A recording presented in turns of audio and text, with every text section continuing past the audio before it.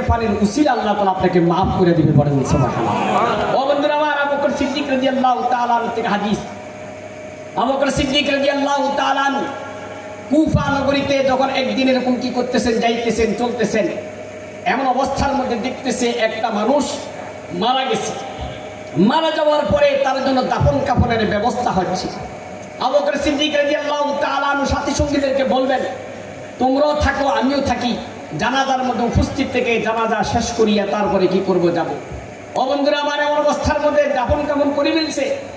মহিলা একটা দুড়িয়া কি করতেছে, আসতেছে অনেক দূর থেকে, দুড়িয়া কি করতেছে, আসতেছে। আসার পরে বলতেছে, হুজুর আমি একটু আমার এই লোকের চেহারাটা দেখতে হবে, এটা আমার ছেলে, আমার ছেলের চেহারাকে আমাকে একটু দেখাইলেন। ওমর ফারুক রাদিয়াল্লাহু তাআলা যখন কবরটাকে এরকম একটু সরাইয়া যখন দেখতেছে, দেখা যায় তার চেহারা নিতান্তই মনে করেন দুনিয়াতে থাকতে অবস্থার মধ্যে অত্যন্ত কালো ছিল।